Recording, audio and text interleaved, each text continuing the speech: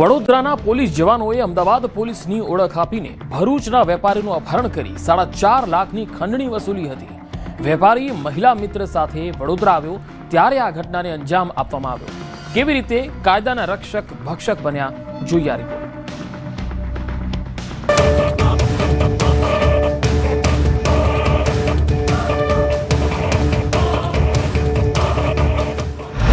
મહિલા મિત્ર સાથે વેપારીને વડોદરા આવવું ભારે પડ્યું। પોલીસનો રોફ જમાવી વેપારીનું કર્યું અપહરણ। વેપારી પાસેથી પડાવ્યા 4.50 લાખ રૂપિયા। કાળો બુરખો પહેરીને પોલીસ જાપ્તામાં રહેલા આ બંને શખ્સોનું નામ છે આફતાબ પઠાણ અને યાજ્ઞિક રમણ ચાવડા। પોલીસે બંને આરોપીઓની અપહરણ અને ખંડણીના કેસમાં ધરપકડ કરી છે। જો કે હજુ એક આરોપી પોલીસ પકડથી દૂર છે।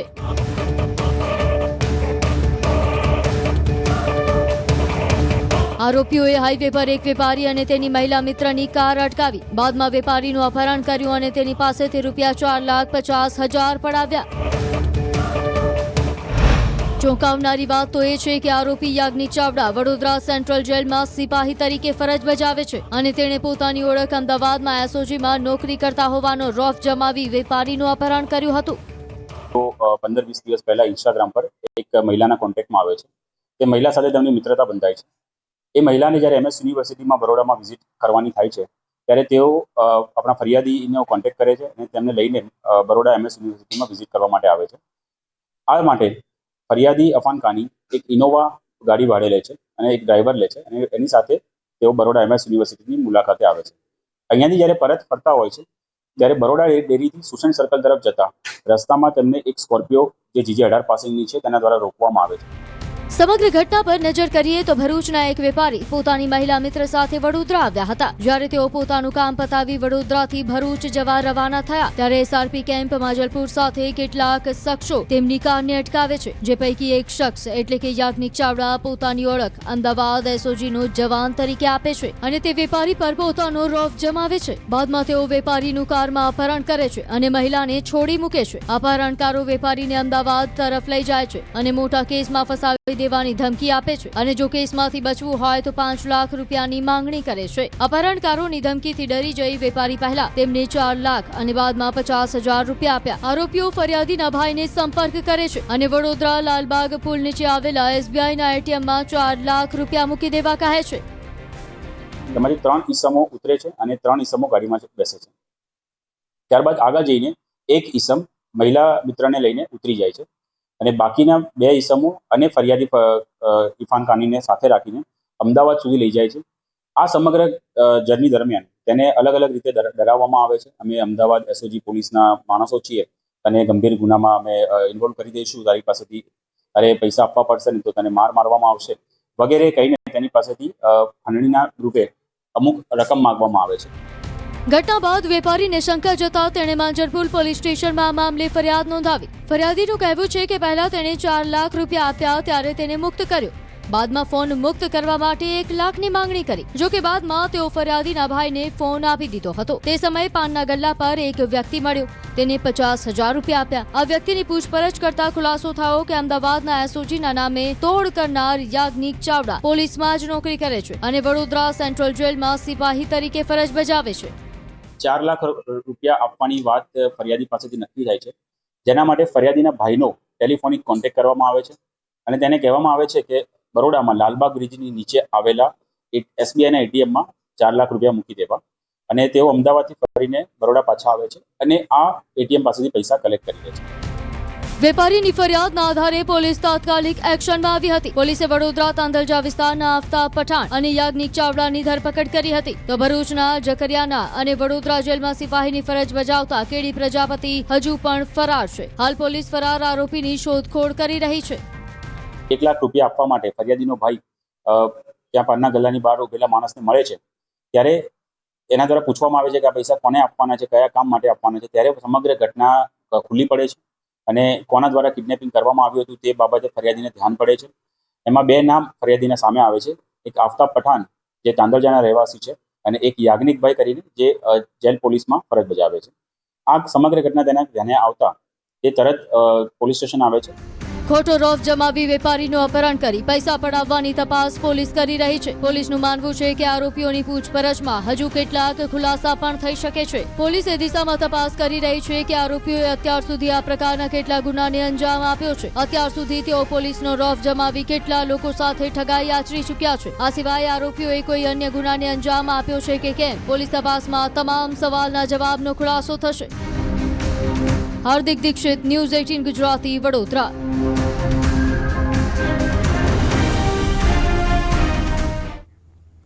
મહેસાણા પોલીસ સાયબર ક્રાઇમને અંજામ આપતી ગેંગનો પર્દાફાશ કર્યો. આ ગેંગ મની મ્યુલ બનાવી કરોડો રૂપિયાના ફ્રોડને અંજામ આપતી હતી. શું છે સમગ્ર મામલો અને કેવી રીતે કરોડો રૂપિયાનું ફ્રોડ કરવામાં આવતું જોઈ લો.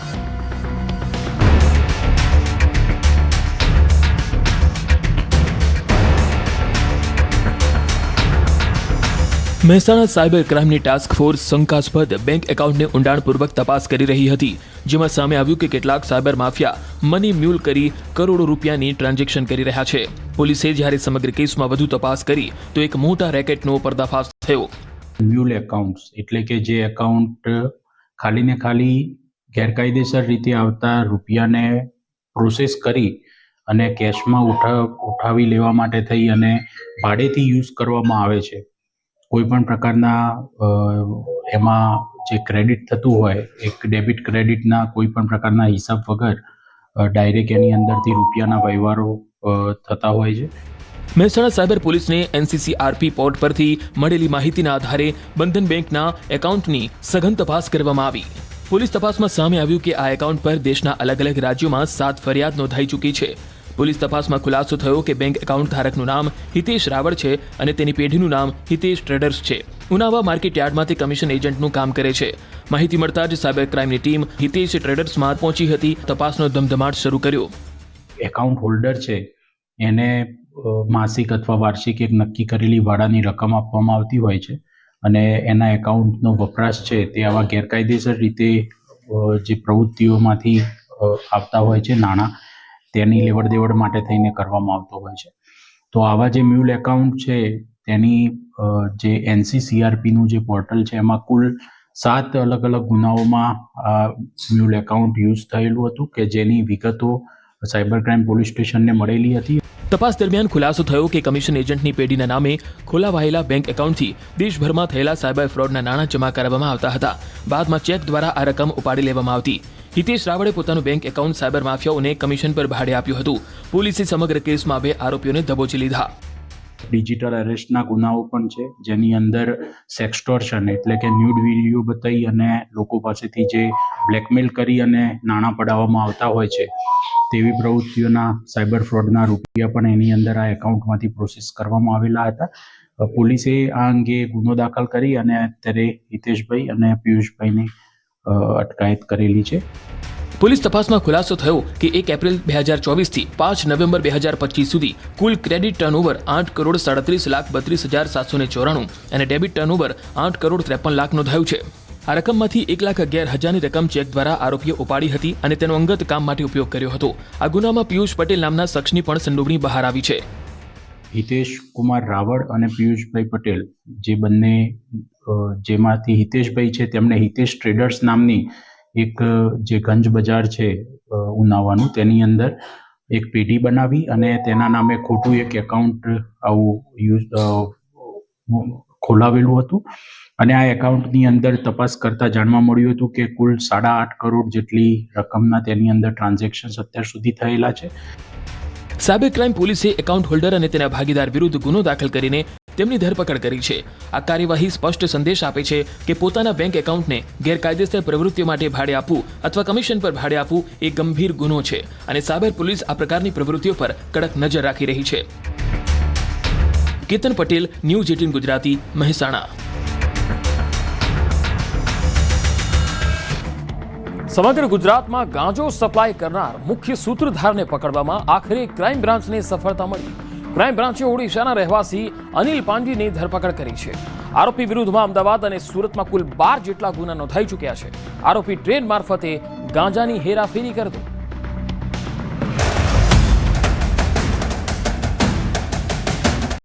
પોલીસ સકંજામાં રહેલા આ આરોપીનું નામ છે અનિલ પાંડી, જે મૂળ ઓડિશાનો વતની છે. અમદાવાદ ક્રાઇમ બ્રાન્ચે એનડીપીએસના ગુનામાં આરોપીની ધરપકડ કરી. સમગ્ર ગુજરાત અને મહારાષ્ટ્રના કેટલાક વિસ્તારોમાં ગાંજો સપ્લાય કરવામાં અનિલ પાંડી મુખ્ય સૂત્રધાર માનવામાં આવી રહ્યો છે અને કેસમાં તેનું નામ સામે આવતા અંતે ક્રાઇમ બ્રાન્ચે તેને પકડવા માટેની કવાયત શરૂ કરી હતી, જે બાદ ક્રાઇમ બ્રાન્ચને આરોપીની ધરપકડ કરવામાં સફળતા મળી છે. અનિલ પાંડી વિરુદ્ધમાં અમદાવાદ, સુરત સહિત અલગ અલગ પોલીસ સ્ટેશનમાં 12 જેટલા ગુના નોંધાઈ ચૂક્યા છે. આરોપીના પિતા વૃંદાવન પાંડી અને ભાઈ સુનિલ પાંડી પણ અલગ અલગ જગ્યાએ ગાંજો સપ્લાય કરતા હતા. સુનિલ પાંડી પણ 2021માં સુરત રેલવે સ્ટેશન અને વરાછા પોલીસ સ્ટેશનમાં એનડીપીએસના ગુનામાં પકડાઈ જતા એકાદ વર્ષ સુધી જેલમાં રહ્યો હતો. ક્રાઇમ બ્રાન્ચ ઓડિશા ખાતેથી મુખ્ય આરોપી અનિલ પાંડી એનો પકડવામાં સફળતા મળી છે. ત્યાં 990 કિલો જેટલા ગાંજાના કેસમાં એસટીએફ દ્વારા ધરપકડ કરવામાં આવેલ હતી. અત્યાર સુધી એના વિરુદ્ધમાં કુલ 12 ગુના ગુજરાતમાં અલગ અલગ રાજ્ય, અલગ અલગ જિલ્લાઓમાં અને રેલવેમાં પણ ગુના દાખલ થયેલા છે. એનો ભાઈ પણ ઘણા બધા એનડીપીએસ કેસોમાં પહેલાં પકડાઈ ચૂક્યા છે. આરોપી છેલ્લા 10 વર્ષથી ટ્રેન મારફતે ગાંજો સપ્લાય કરતો હોવાનું પોલીસ તપાસમાં સામે આવ્યું છે. ઓડિશાથી ઇન્ડસ્ટ્રીયલ એરિયામાં કામ કરતા શ્રમિકો પાસે ગાંજાની હેરાફેરી કરાવતો હતો અને ટ્રેન ધીમી પડતા જ ચાલુ ટ્રેનમાંથી ગાંજો નીચે ફેંકી દેતા હતા. ત્યારબાદ ગાંજાનો જથ્થો એકઠો કરીને અલગ અલગ ગોડાઉનમાં રાખવામાં આવતો હતો, જ્યાંથી તેનું છૂટક વેચાણ કરતો હતો. એનો જો પિતા છે વૃંદાવન પાંડી, આ પણ ગાંજાનો કેસમાં વોન્ટેડ છે. આપણે કહી શકીએ કે જેટલા બધા ગાંજા 900 kilo, 1000 kilo, 1100 kilo, 800 kilo Surat ખાતે ટ્રેન મારફતે, ક્યોંકि એના ભાઈ સુનિલ પાંડી પહેલાં ટ્રેનમાં લેબર સપ્લાય કરતો હતો, ત્યાંથી આ લોકો ટ્રેનની ટોયલેટમાં ગાંજા લઈને આવતા હતા અને જ્યારે સ્ટેશન સુરત સ્ટેશનથી પહેલાં ટ્રેન ધીમે પડતી હતી ત્યારે આ બધા ઉધના અને આજુબાજુના ઇલાકામાં ગાંજા ફેંકતો હતો અને ત્યાંથી લોકલ ઉડિયનની મદદથી આ લોકો ભેગા કરતા હતા. આરોપીએ ગાંજાનો સંગ્રહ કરવા માટે સુરતમાં ડિંડોલી, ઉધના, પાંડેસરા, ઉતરાણ અને વરાછા જેવા વિસ્તારોમાં ગોડાઉન પણ ભાડે રાખ્યા હતા. ગુજરાત પોલીસે ઓડિશા એસટીએસની મદદ લઈને આરોપીએ વસાવેલી ₹2 કરોડ 9 લાખની સ્થાવર અને 26 લાખની કિંમતના 2 વાહન પણ સીઝ કર્યા છે. આ લોકો બહુ વ્યવસ્થિત રીતે નેટવર્ક ચલાવતો હતો. અહીંયા આ સુરતમાં પાંડેસરા, ઉધના અને પલસાના, કામરેજ આ બાજુ ગોડાઉન રાખતો હતો અને ત્યાંથી ગાંજા લાવીને ત્યાં સ્ટોર કરાવતો હતો અને પછી આ લોકો ત્યાંથી છૂટક બીજા જિલ્લામાં મોકલતો હતો. અને અમદાવાદમાં પણ આ આજુબાજુ જે ઇન્ડસ્ટ્રીયલ ઇલાકા છે, વટવા છે અને ગ્રામ્ય વિસ્તારમાં પણ આ લોકો ભાડે પર રાખીને સપ્લાય કરતો હતો. હાલમાં ક્રાઇમ બ્રાન્ચે આરોપીની ધરપકડ કરીને તેણે અત્યાર સુધીમાં ક્યાં અને કેટલા પ્રમાણમાં ગાંજો સપ્લાય કર્યો છે, અન્ય કોણ તેની સાથે સંકળાયેલ છે તે અંગે વધુ તપાસ શરૂ કરી છે. અમદાવાદથી ઋત્વિજ સોની, ન્યૂઝ 18 ગુજરાતી.